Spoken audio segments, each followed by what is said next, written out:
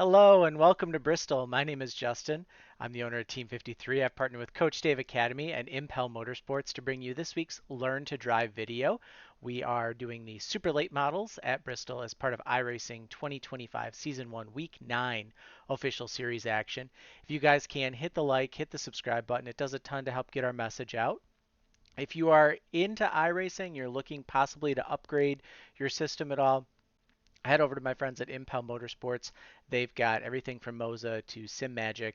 I use a Moza R9 personally with Husingfeld Sprint pedals. You can grab those at Impel. And if you send them an email, let them know that you found them on my channel. They'll stick in a few goodies in your bag for you as well.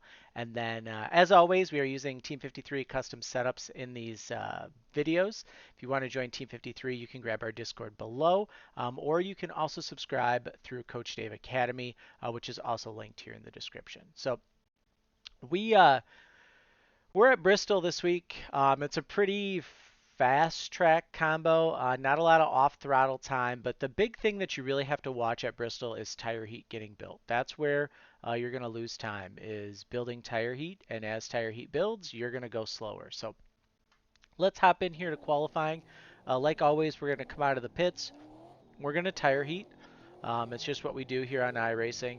Um, and I've actually got Motec data that shows the tire build over just that short amount of heat period.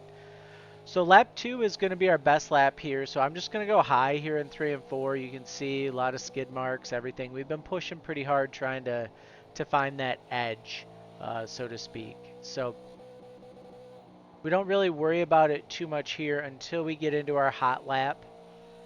And now here we are. This would be our white flag lap. We're at 142 at the start finish line. We go down the straightaway and you can see we're not gaining any more speed. We start to turn in kind of as you're going past this Alsco stuff on the bottom of the track. In between that and the bushes, I think is probably the best way.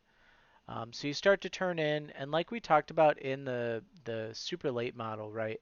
It's really important that you get as close as you can to the wall, or in the late model stack we talked about this.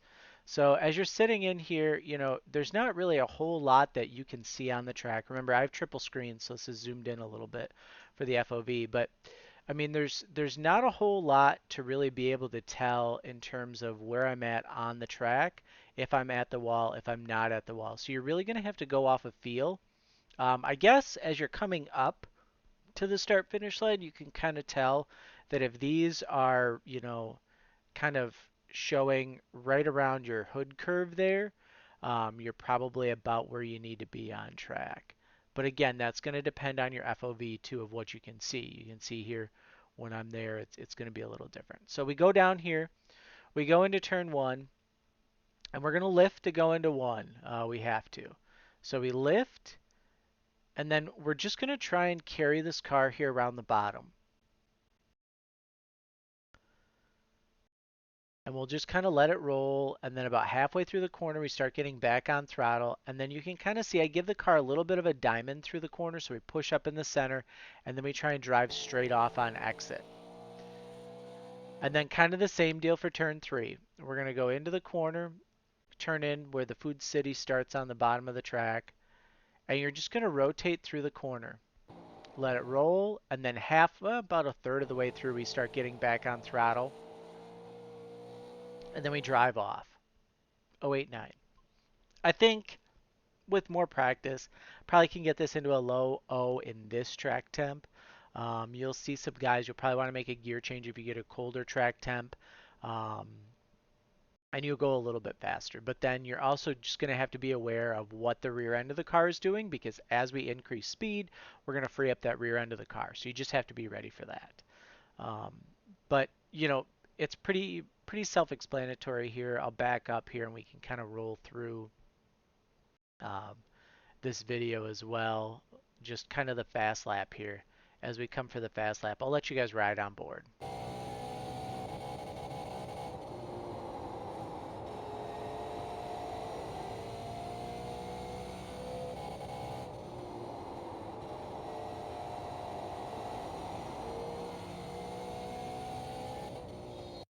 So there you can kind of see the Q lap.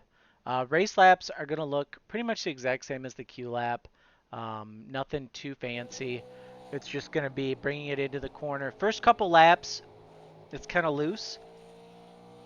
So you really kind of have to watch that the first lap or two. But as the heat builds and the tires and the pressures build, the car really starts to come in, and I feel like it drives really, really nice once that occurs.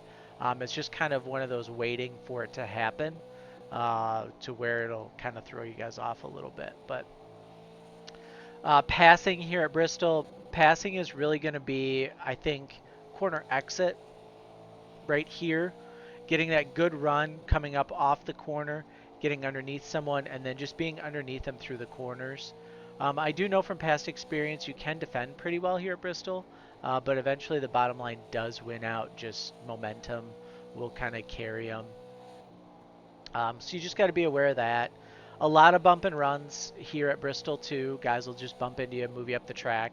So watch for that. And I mean, you kind of have to look at it from a grand picture, right? This guy's coming. He probably drove me down.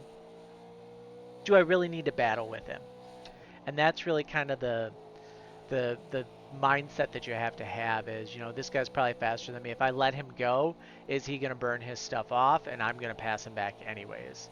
And that's really the approach that I kind of take at Bristol is let the fast guys go, let them go run ahead, um, and you'll kind of get them later on. So best of luck this week. Let me know how you guys do. If you can, head over to our website, team53racing.com.